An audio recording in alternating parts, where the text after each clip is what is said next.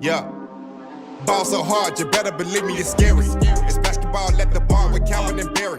So put a tip in the jar, cause these dudes can really fill it up. Whether it's buckets you need or just a beer in a cup. We're here for fresh conversations and some delicious libations. Subscribe to the channel and turn on the notifications.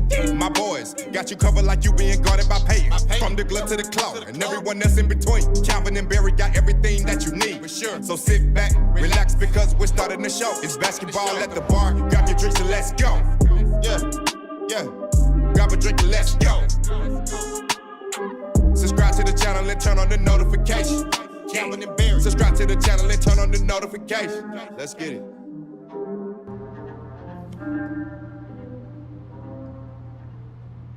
What up, ballers? Welcome to Basketball at the Bar. Join us live every weekday for the best NBA podcast here on YouTube, where the takes are hot and the drinks are cold. There's no dress code and you can take us wherever you go. So pull up a stool, drop a like, and don't forget to subscribe. This is Basketball at the Bar. Grab your drinks and let's go, Calvin. Happy Tuesday. Happy Tuesday. It is Tuesday, May 24th. Real quick, before we get the show started today, I want to wish a very happy 90th birthday to my grandpa, Alan. Happy birthday, Alan. I'm happy to be here celebrating with you. We've been doing things all day long. I was able to sneak away for a little bit to do this live stream. So happy birthday. Hope you're enjoying your cake right now. And I will be back very soon to go out to dinner and celebrate with everybody. So happy birthday to him. And let's get started, Calvin. Yeah, happy birthday, Alan. Shout out. Shout out. All right. When I was writing the script for today's show, I almost wanted to just throw Monday's recap out because, there's not a lot to recap. It's probably one of the worst first quarters I've ever seen for a basketball team. The Miami Heat didn't score their first field goal until 3 minutes left in the first quarter of that game. Pretty incredible. They end up losing that game 102-82 to the Boston Celtics. Boston was up by over 30 at one point in this game. No Marcus Smart. Three players on the Miami Heat roster recorded 0 points, 2 of those being starters in Matt Strus and PJ Tucker. Jimmy Butler didn't play well. Bam Adebayo didn't play well. Kyle Lowry didn't play well. I can't really think of anybody on this team that really played well outside of Victor Oladipo, a couple garbage buckets by Duncan Robinson, a couple buckets by Martin. Just a horrible performance for the Miami Heat. What were your thoughts, Calvin?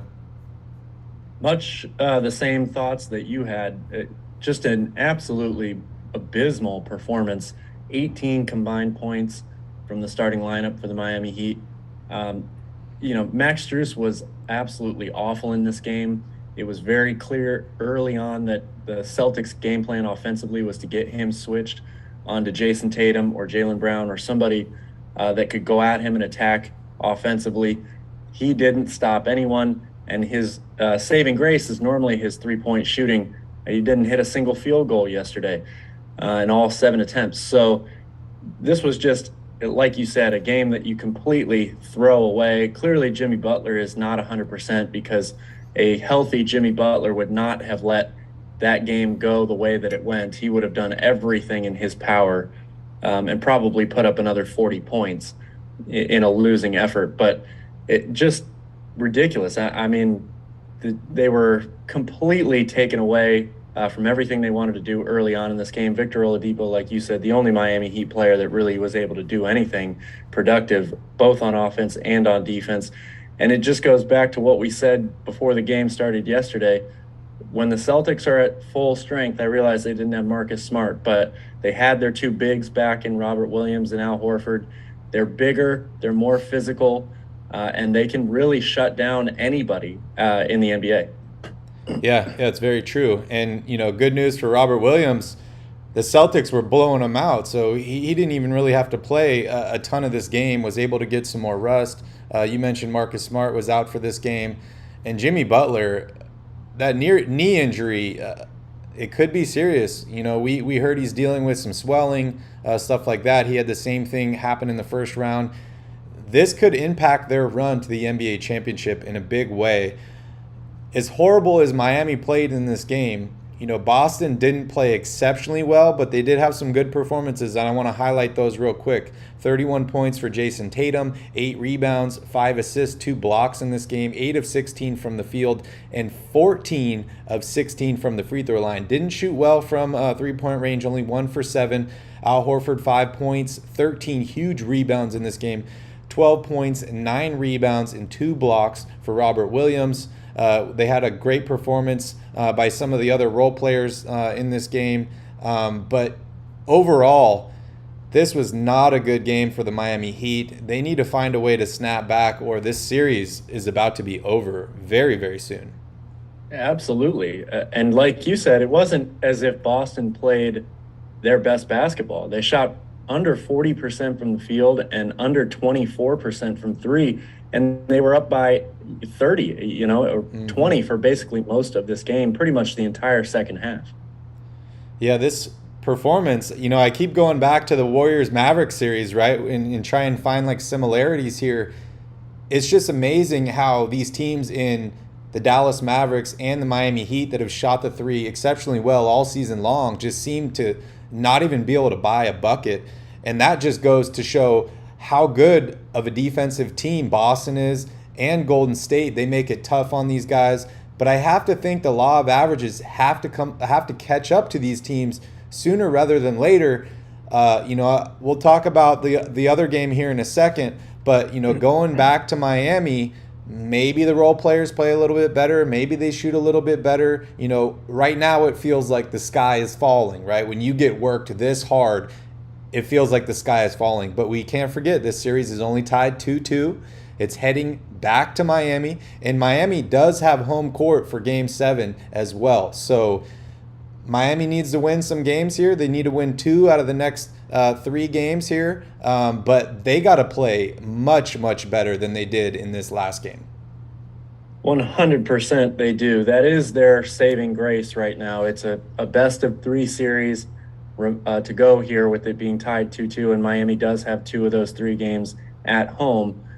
So yes, they've got to feel good about that, but that's the only thing they can feel good about right now. They have to figure out some major problems, both offensively and defensively, especially if Tyler Hero is going to miss another game. Yep. That's, as we mentioned yesterday, one of their only players that you can really rely on to manufacture his own offense on this team.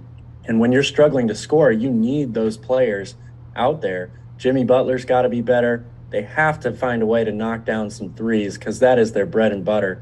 And Miami is at their best when they're creating turnovers and getting out in transition. Mm-hmm. It creates easy layup opportunities or dunks, but also transition threes are a big part of their game. When they're not turning Boston over and having to play them for the full shot clock in the half court, they have a really big problem because they're undersized, and Boston is taking PJ Tucker away from guarding Jason Tatum because they keep getting him in pick and rolls, forcing Miami to switch, because Miami has been doing that all year long, switching pretty much every screen and roll. They have to play more zone. They've really got to get things figured out on both ends of the court, which is kind of a daunting task to go with just 3 games left in the series.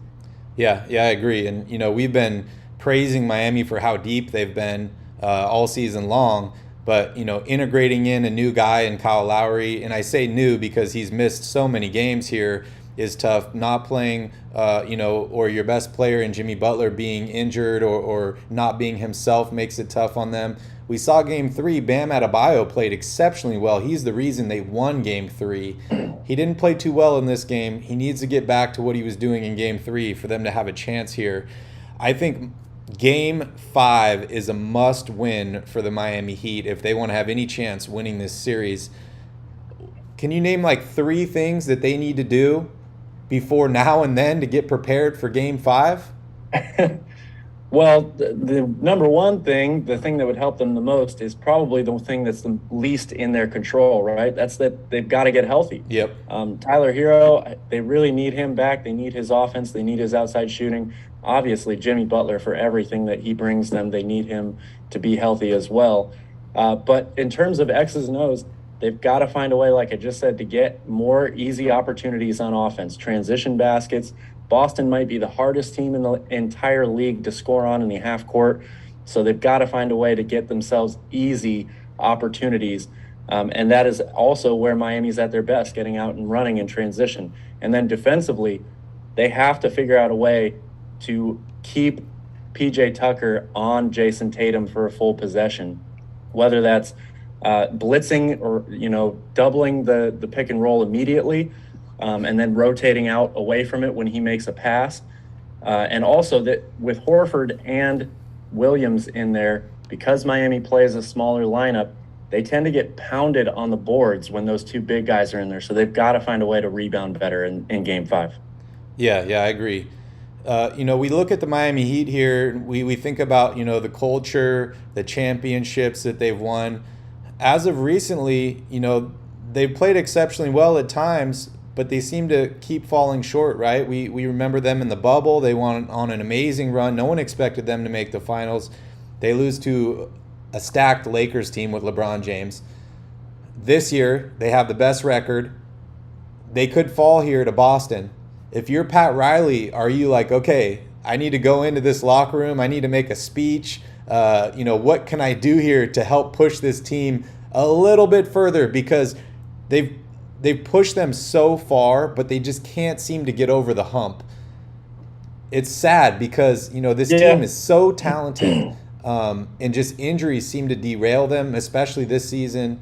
But if you're management, are there any things that you can do, or is it pretty much all on players at this point?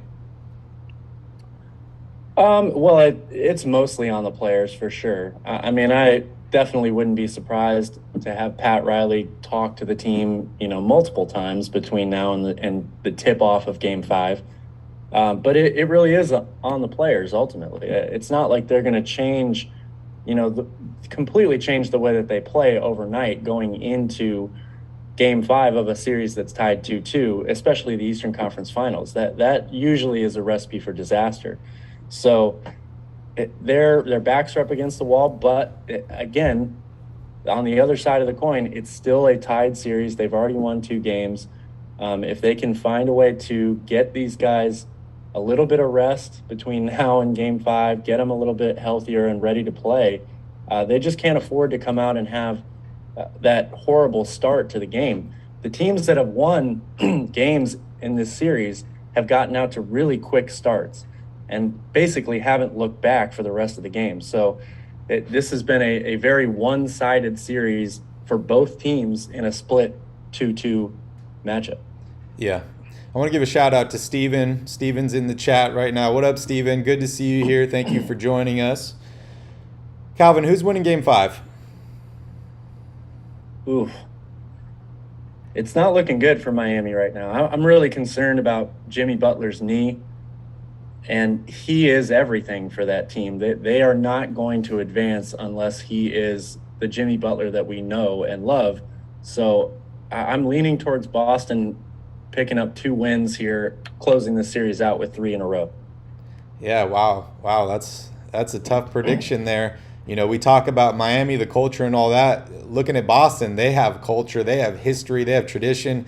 They have a ton of great players that are still involved in the franchise or in the media that root for them, that push for them.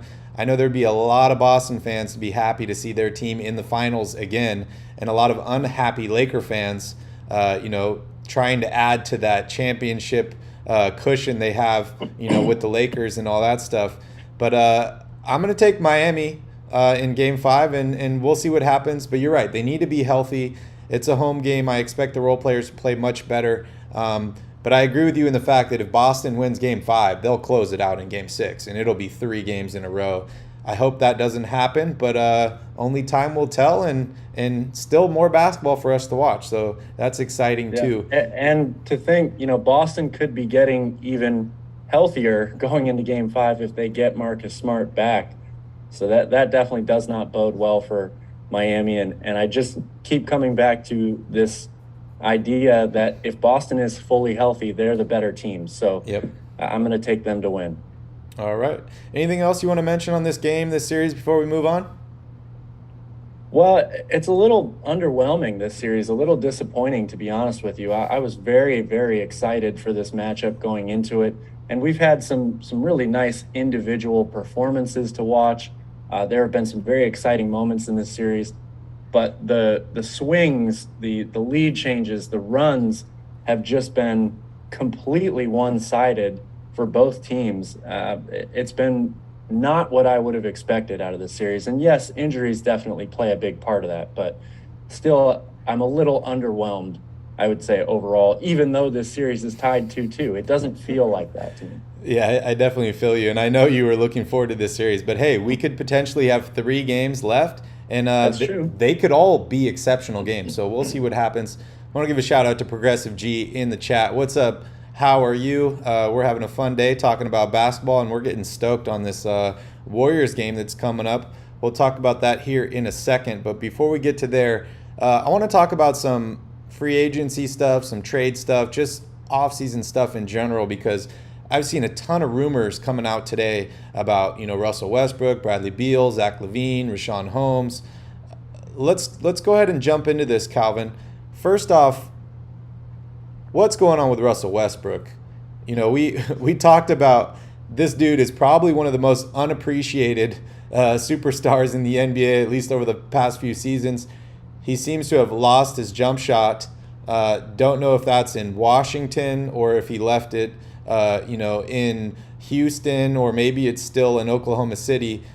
The dude makes a ton of money here, a ton of money.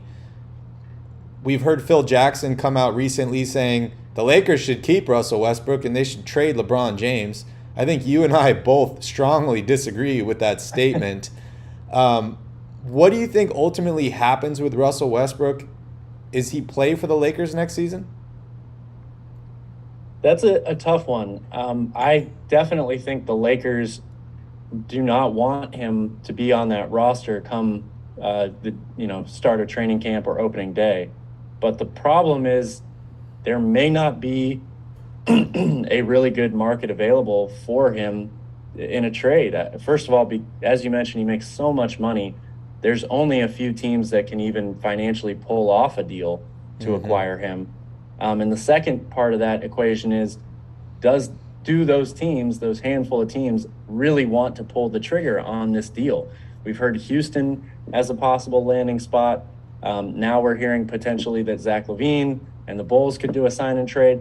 That deal makes absolutely no sense to me if I'm Chicago. I don't know why in the hell they would want to do it, other than the fact that they can't let LaVine walk away for nothing. Yep. But I think if LaVine is going to be involved in a sign and trade, it probably is to another team that could offer them a little bit better package.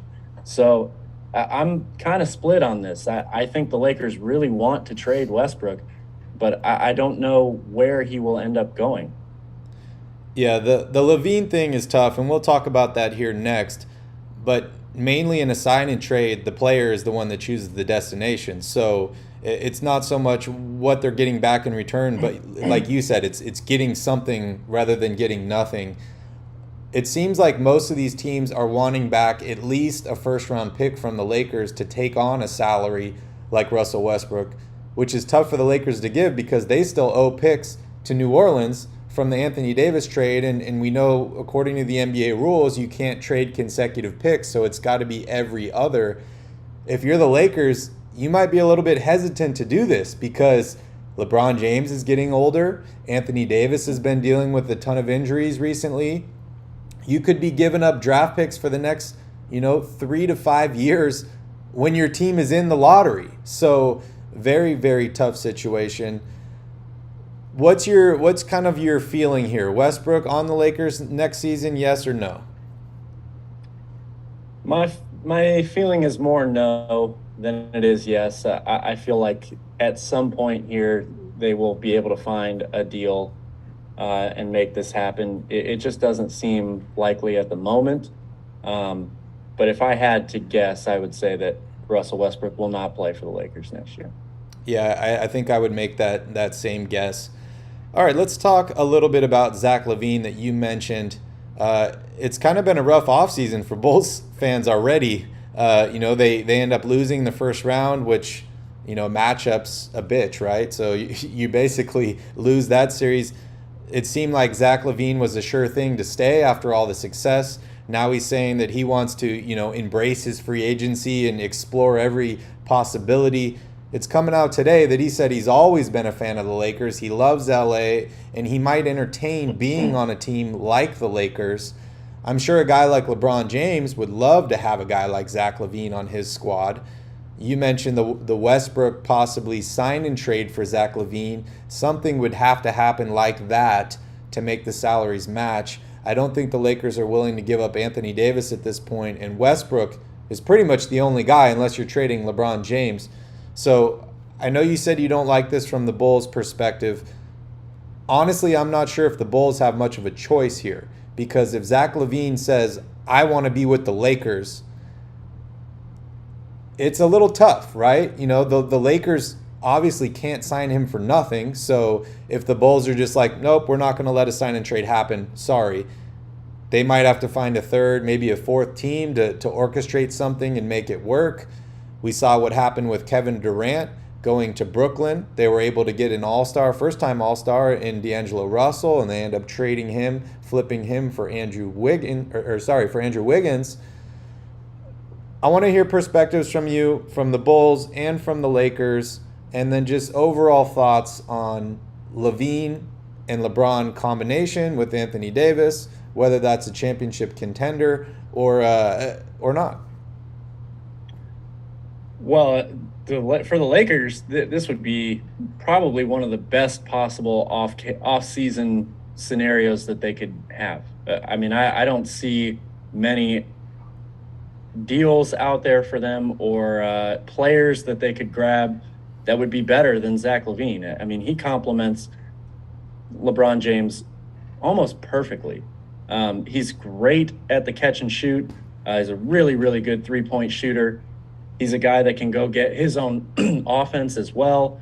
I think he would play really well with Anthony Davis in the pick and roll. They would work very, very, very well together. I already told you, I think this is terrible for Chicago. It would be really unfortunate if this what actually did happen.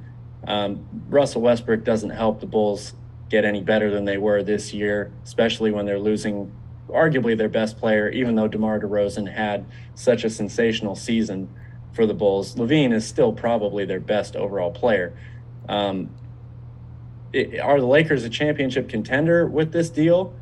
They're a lot closer. Yeah, again, health plays a big, big factor in this, right?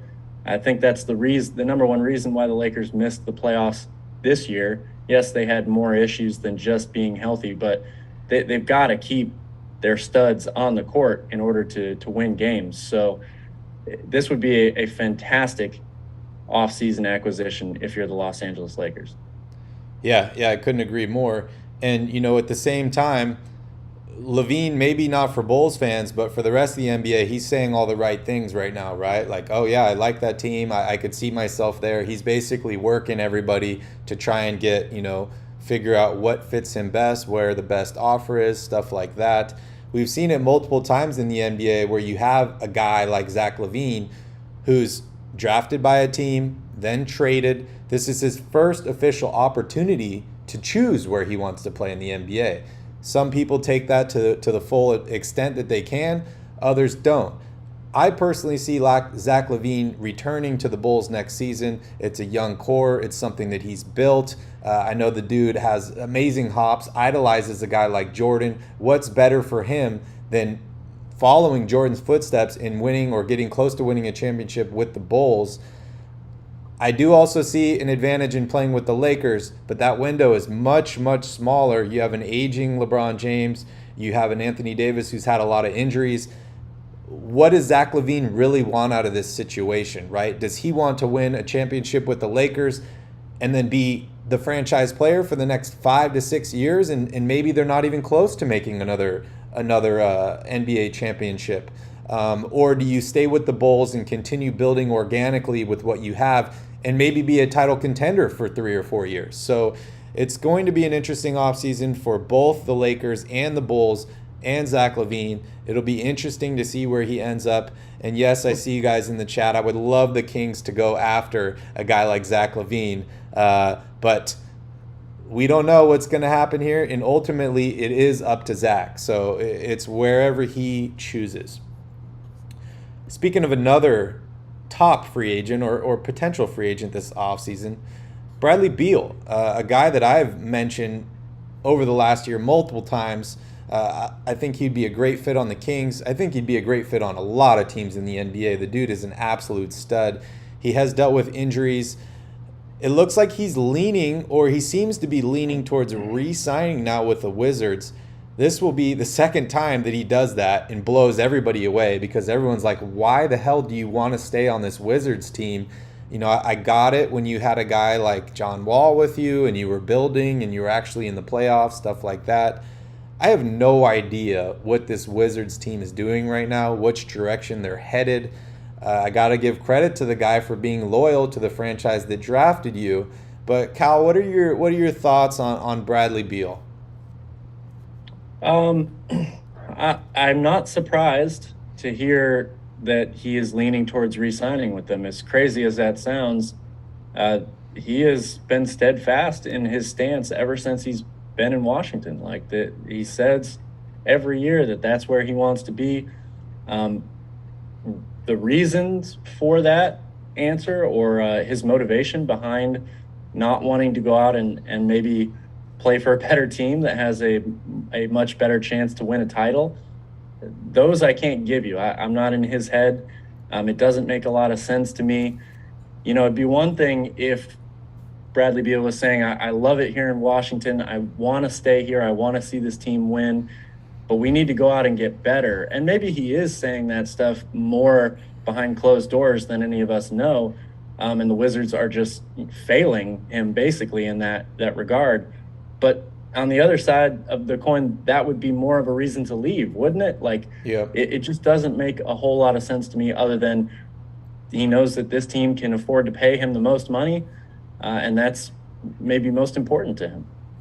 Yeah, and kind of like the commercial says, right? Not all NBA players' goal is to win a championship, right? Like yes, that's the top of the mountain, but who wants to spend the time and the effort to climb that mountain? It's not for everybody.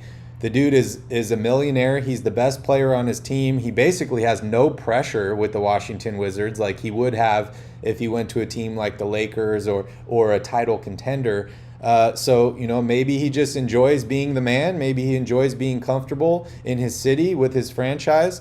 And, you know, he'll continue to re-sign and get paid from them. And if they are able to add talent, or maybe in the future, if they are able to compete and be in the playoffs, he'll be happy and his loyalty will be rewarded. But I agree with you. The dude has been steadfast in wanting to stay, or saying he wants to stay in Washington. So another curveball, I guess, we see this offseason. And I was expecting him to get traded to a contender or to another team. But you had a good point, Calvin, in the fact that he's constantly stated that he wants to remain with this team. And that's exactly what he's doing if he signs this extension. Yeah, he's a man of his word. Yeah, not a lot of those left in the NBA, and not a lot of guys that stick it out with a franchise this long. So we will see what happens to him. All right, moving on here. We're talking about the Lakers again, but this time, Richaun Holmes. You want to fill everybody in on this, Cal? Well, there's an article posted today. I forget on what website I was looking at, but basically it was saying that the Lakers, you know, clearly are going to be one of the busiest teams this offseason, trying to acquire new talent, change up this roster. There's a ton of pressure now from the executives and the high-ups of this organization. They need to win and bounce back from a truly disappointing season last year. So what are their options? You know, they're very limited in terms of the amount of money that they can spend. So they're probably going to have to look for some major moves in the trade market. We already know that Russell Westbrook is one of those key players that they're going to try to move. Talen Horton-Tucker is another guy that apparently the Lakers have been trying to shop ever since the trade deadline last year, but the market for him hasn't really been what they kind of expected to get for him in return. So this article is proposing a deal where the Lakers get Richaun Holmes and the Kings get Talen Horton-Tucker plus a draft pick. I can't remember. I think it was a second-round pick in the proposed deal. That's probably because the Lakers don't have many first-round picks left to trade, like you mentioned. But that's essentially the deal. Talen Horton-Tucker for Richaun Holmes. And the question is, what team does that help more? Yeah, it's an interesting move. You know, when I think about teams led by LeBron James, I usually think about a stretch 4, stretch 5, stuff like that. He was able to win a championship with Dwight Howard, with the Lakers just a couple seasons ago. For me, it's basically like the Lakers are just trying to go after everybody, like you mentioned. It's a busy offseason for them. They're trying to do whatever they can to add talent to this team. It's strange, right? Like THT was the guy that was untouchable for them, 2 seasons ago. They're like, we're not trading him for anybody. He's our next future star. That has changed pretty quickly as they tried to trade him, for multiple times last season.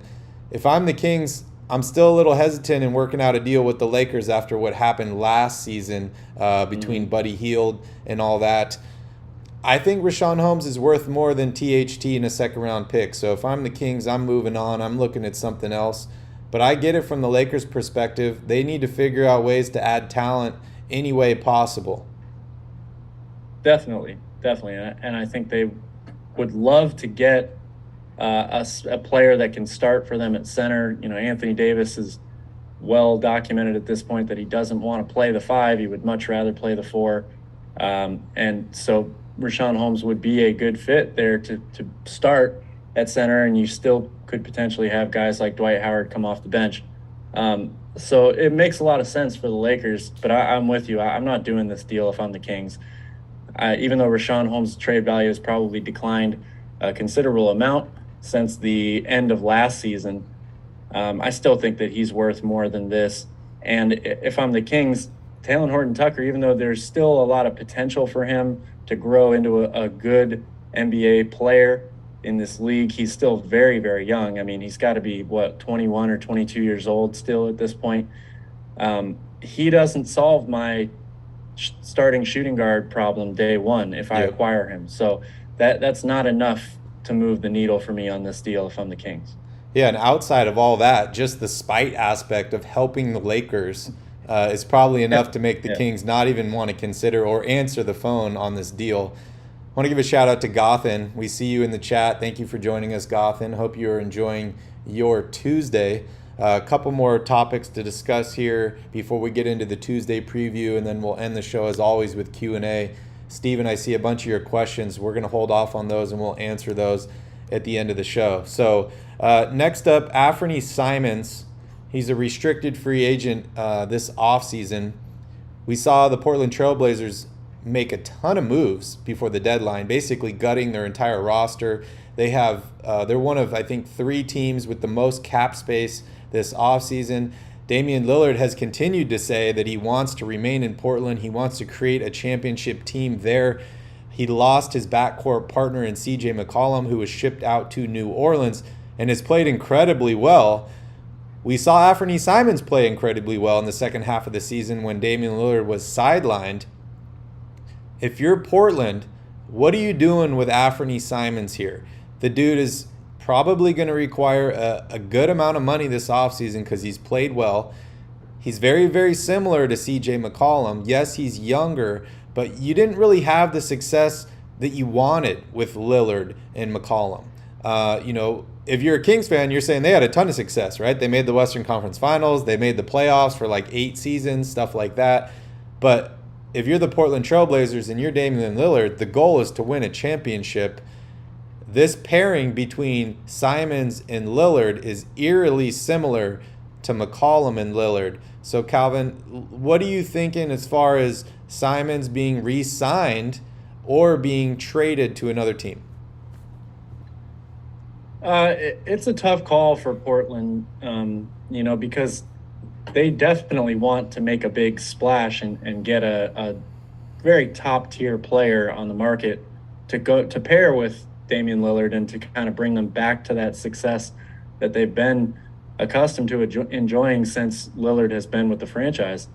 I really love Anfernee Simons, though. I think that this dude is another one of these young players that is basically just about to break out and explode in the league. He's shown me everything I needed to see from him this past season, even though, that they were a tanking team basically, and they didn't really have much around him. So people, I think, are quick maybe sometimes to say that those stats are inflated and he won't produce that same way on a really competitive team. But I think he's a tremendous, tremendous talent. And if I was Portland, I would be doing everything I could to keep him plus add more to the roster. Yeah, I think, news on Bradley Beal wanting to stay, whatever happens to Zach LaVine is probably subjects that Portland is monitoring very, very closely. And if they're unable to hit on a big guy like that, I think they do, retain Simons. The beauty of being a restricted free agent is they can basically offer you, Exactly. the qualifying offer, and then Portland can sit back and say, okay, let's see what you're worth. If someone offers you a contract, we can match it, but we're going to do whatever we can to try and bring in some more talent, and maybe paying you a max deal right away doesn't allow us the flexibility that we need to add more players and make this a title contender. So it's definitely an interesting situation, something to keep an eye on. But gut feeling, I would say Anfernee Simons remains on the Blazers next year. Oh, yeah, I totally would agree with that. I mean, first of all, in terms of paying him, he's not going to get any max contract offers. It's not like they have to break the bank to bring him back. The qualifying offer on him is less than $6 million. You compare that to a guy like DeAndre Ayton, his qualifying offer is over $16 million. So they've got definitely a good chance to keep him, plus bring in one or one really, really good, or maybe two very solid players to go alongside them. Yeah, Portland's got to do something to make their superstar and Damian Lillard happy and give him some people to help compete next season. So we will see what happens there. Anything else in news you want to mention before we move on to today's preview? Now let's talk about some teams that are still playing.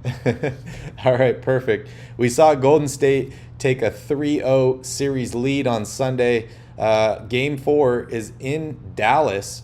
Dallas is actually favored in this game by 1.5. They seem to be healthy. Golden State is still dealing with injuries to Gary Payton. Otto Porter Jr. is out in this game. And Andre Iguodala is still dealing with the neck injury and also listed as out.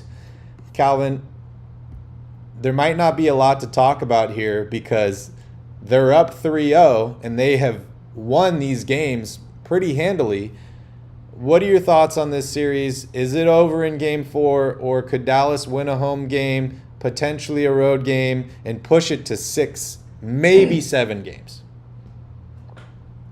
Well, look, can Dallas win a game? Yeah, they can. It's hard to beat any team, especially at this point in the season 4 times in a row.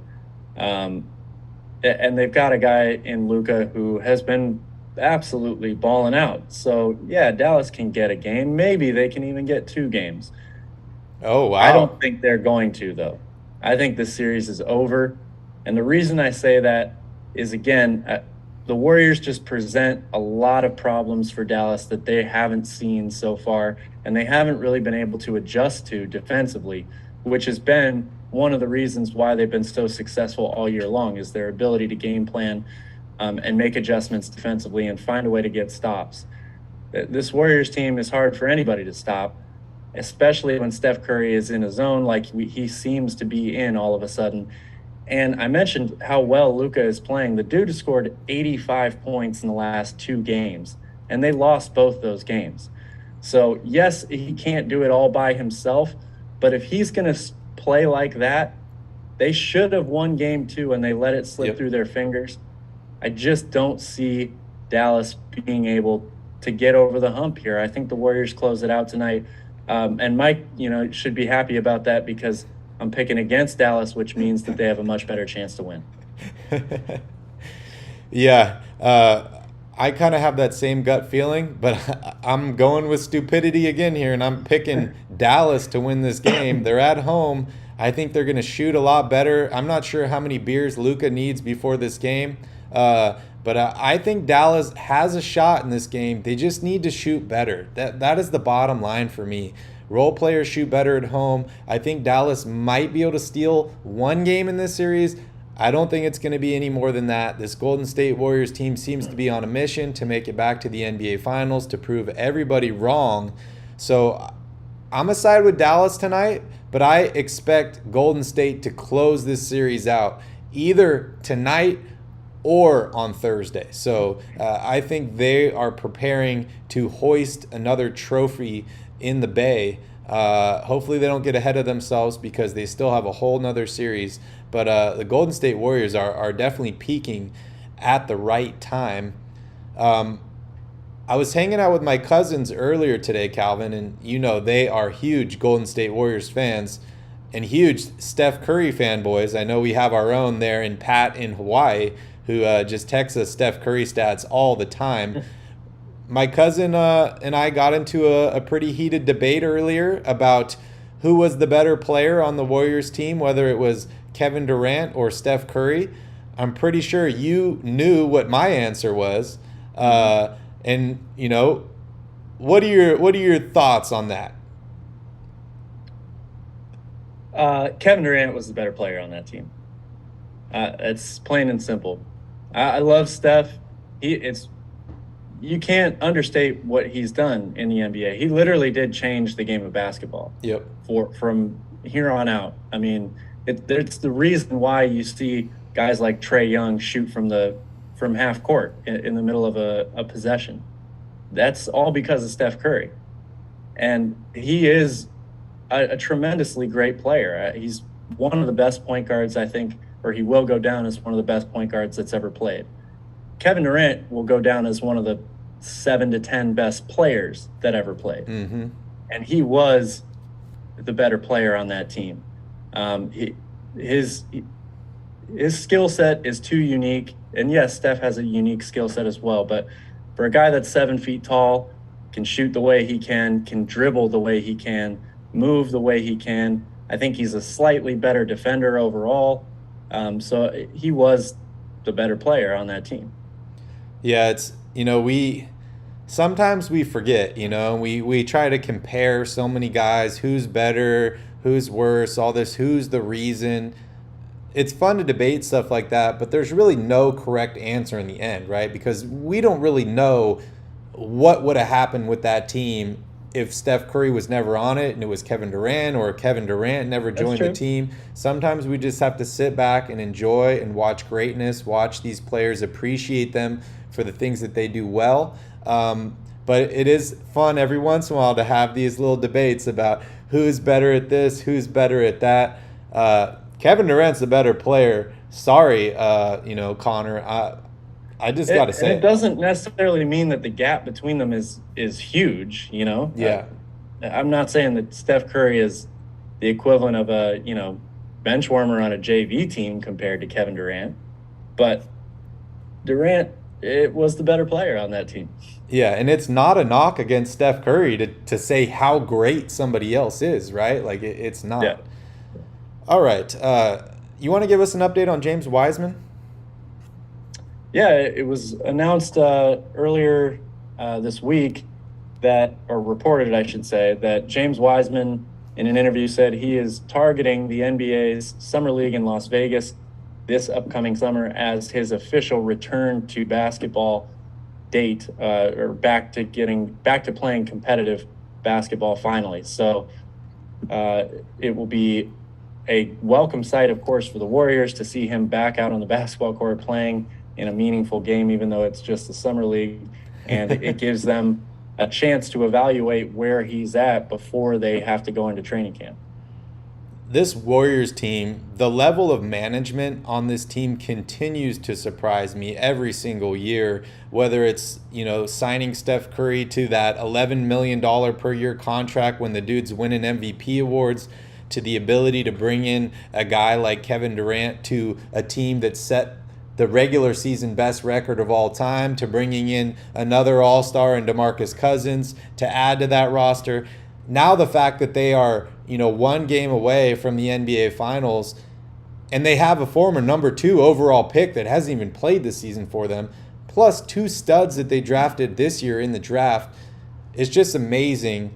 More GMs need to pay attention to the Warriors and look at the way that they are building this team, because this is probably one of the best run teams in the NBA. I would have told you that it was the Spurs and the Miami Heat up until a few years ago.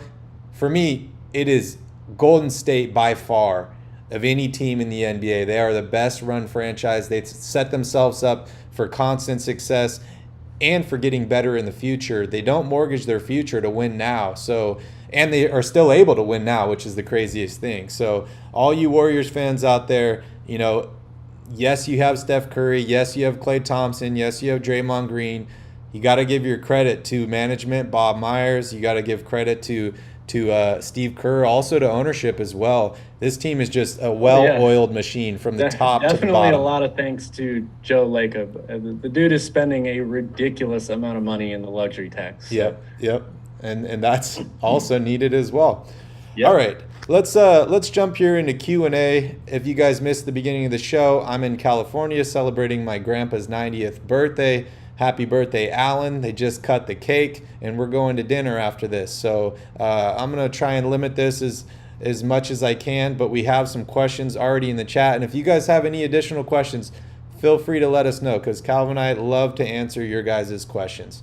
All right, first up, I think the Kings should go after Zach LaVine. We already touched on that. I also think they should go after him, but it's not really up to the Kings at this point. It's up to Zach and where he wants to go. Steven also says, I think Westbrook is going to the Sixers. Cal, what are your thoughts on that? Bad news for Philadelphia. I wouldn't touch him. Not with him and Harden. First of all, I don't know how you make that work. You're going to probably re-sign James Harden to a max deal this offseason or something very close to it. That's a ton of money already committed to a team that underachieves pretty much every season. Wow, Calvin, wow. That's right. Well, I mean, from their perspective, you think about all the players that they've had. Yep.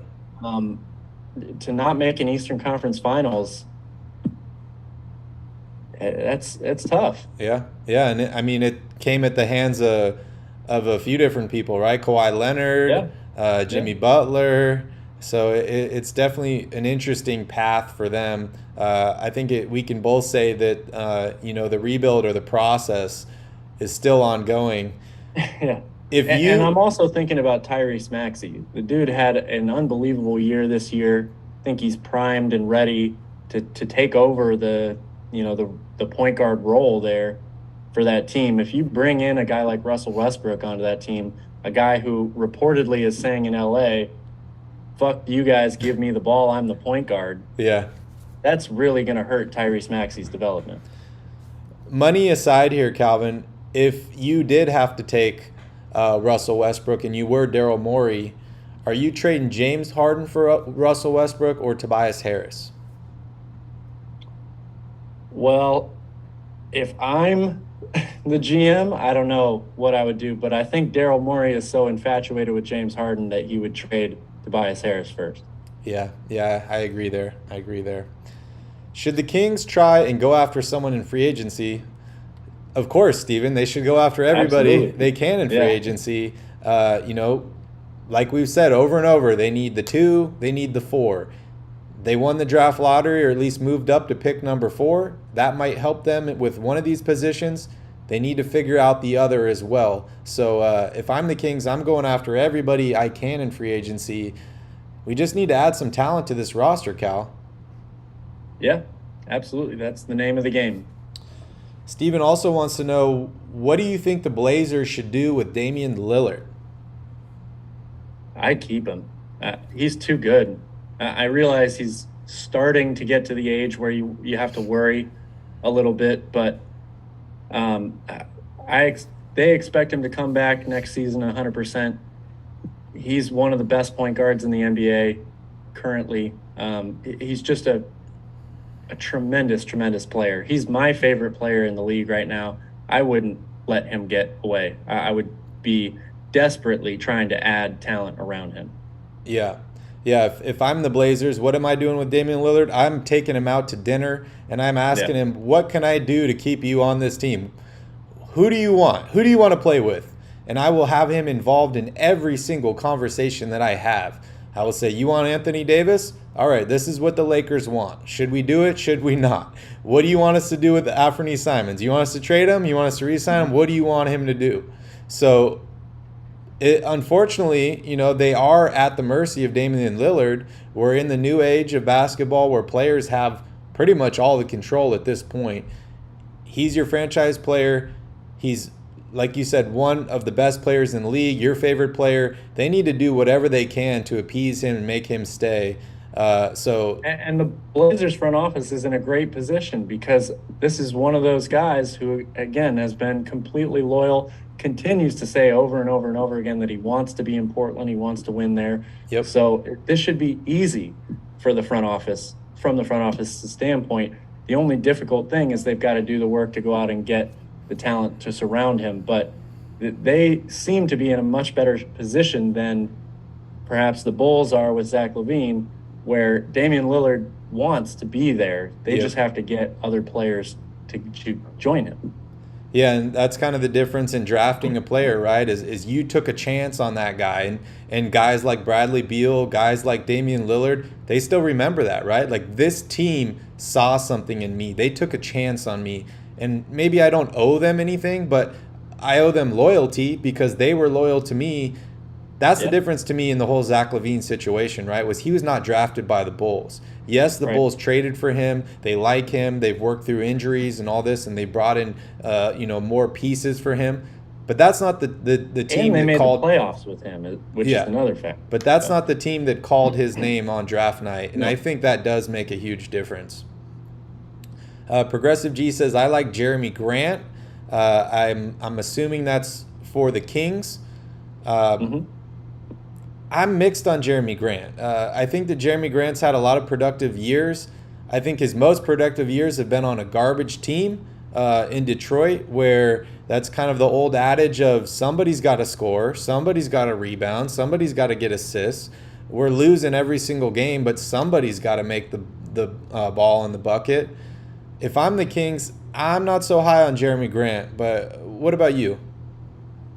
I still like Jeremy Grant, and I think the maybe the thing that entices me the most about him is a potential trade that you could work out where you basically swap picks with the Pistons, the 4th and the 5th pick, because it could net you a power forward that you could put in your starting lineup tomorrow. Plus, you're only moving down 1 pick in the draft, which means one of those 3 guys that everyone is talking about right now, Jaden Ivey, Keegan Murray, or Shaedon Sharpe, are still going to be available to you at 5. So there is a little bit of something there, I think, for Sacramento. I would still be looking at a deal for somebody like Pascal Siakam, or a player that I think is maybe a little bit better than Jeremy Grant. But I also think that deal could do the Kings a bunch of favors. Yeah, I could see that. I also saw a rumor that the Kings are trying to move up to pick number 2 to take Chet Holmgren. Have you seen that?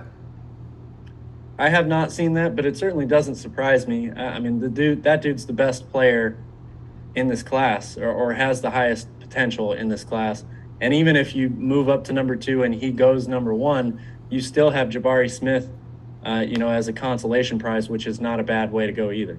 Yeah, I think they were looking towards maybe a draft day trade where if Chet Holmgren doesn't go number 1, they're like, okay, we'll trade up. I have no idea what it's going to take to move up 2 picks. If you're, pick number 20, moving to 18 is not so difficult. But pick number 4, cutting that in half to pick number 2 could take quite a lot of capital. Maybe not players, maybe future picks, maybe draft capital, stuff like that. Something definitely to keep an eye on. Yeah. Steven says, I think the Blazers should trade Damian Lillard and load up on draft picks. That's tough, man. Draft picks are great and all, but draft picks don't win games. And just because you draft a player high doesn't mean you know what he's going to provide. It's Damian Lillard is a 1 in a million player, and just the fact that he's been patient and that he's wanted to be on that team gives me the edge as far as holding on to him versus trading him for draft picks. How do you feel, Kyle? I agree with that. I'm taking Damian Lillard over absolutely anybody in this draft, and that's probably going to be the case in most drafts. Yep. Do you think the Kings should still try to pick up Ben Simmons? The Nets would probably get rid of him for a Diet Coke at this point. Well, number one, I'm not so sure that the Nets would get rid of him for a Diet Coke at this point. I mean, yes, it's a really, really rough situation there. The Nets really took a big gamble in getting him, and it has not panned out for them at all so far. But I still think that they are optimistic of him playing with Kevin Durant next season, what that could look like. I really feel that they think he could have been one of the missing pieces for them getting over the hump this season with what he brings defensively, rebounding, playmaking, all that stuff. And they still have a huge question mark on what they're going to do with Kyrie Irving. So You're telling me that they're willing to lose both Ben Simmons and Kyrie Irving this offseason? That doesn't sound like a realistic option. Yeah, I agree. And you got to think that Brooklyn didn't trade for Ben Simmons just for 1 year to help them out. I feel like he's a young player. He's, a great defender. He's probably in the future plans for this franchise, or at least just a way to move off of James Harden and have somebody that's holding value a little bit better than an aging James Harden and a younger guy in Ben Simmons. So if they do trade Ben Simmons, I expect them to trade him for a big package. But I think he'll be on the team next year. I think he's a guy they want to build around.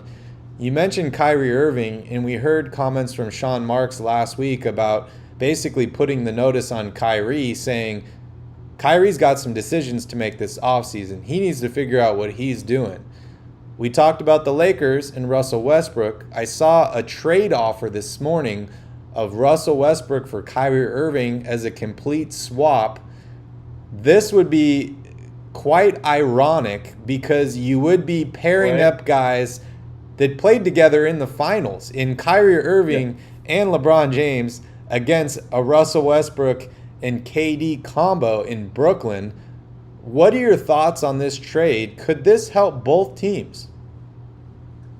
I don't think it helps both teams. I don't see how it helps the Brooklyn Nets. First of all, I don't know what Russell Westbrook and Kevin Durant's relationship is like at this point. And Kevin Durant seems to really like Kyrie Irving, even though maybe their friendship or their relationship was definitely tested at certain points this season. I don't know where Kevin Durant and Russell Westbrook stand together. And I think this trade is much, much better for the Lakers than it is for the Nets. Yeah. The Nets need scoring. I mean, they were missing a ton of guys all year long, but they need shooting, first and foremost. And Kyrie Irving definitely gives you that. Russell Westbrook does not. I think the only way this trade works out is if Kyrie Irving decides he doesn't want to be on the Nets next year. And I don't see that happening. He came to this team for a reason. He stuck it out while Kevin Durant was healing from the Achilles injury. I expect him to remain with the team. We'll see what happens. If COVID starts coming back again, if they'll reinstate the vaccine mandates, stuff like that, that could make things a little bit more complicated. But as of right now, I see Kyrie remaining on the Nets next year. And I think we both agree Westbrook is probably going to find another home. But it's an interesting thought to think about. It really is. All right, Calvin, I think we can wrap up the show here. You got any last thoughts or ideas? Happy birthday, Grandpa Allen, once again. You guys have a lot of fun tonight. Enjoy the game, everybody. Get your brooms out. Oh, wow. Tell them how you really feel, Cal. Tell them how you really feel. All right, everyone. Thank you so much for joining us on another episode. We'll be live again tomorrow, the same time, covering Calvin's supposed sweep tonight. So we will see what happens. Please hit that like button. Please hit that subscribe button. And go ahead and share this video with all your favorite basketball fans. Thank you guys so much for joining. Enjoy basketball today. Enjoy your evening. We will see you tomorrow. And as always, don't forget to tip your bartender.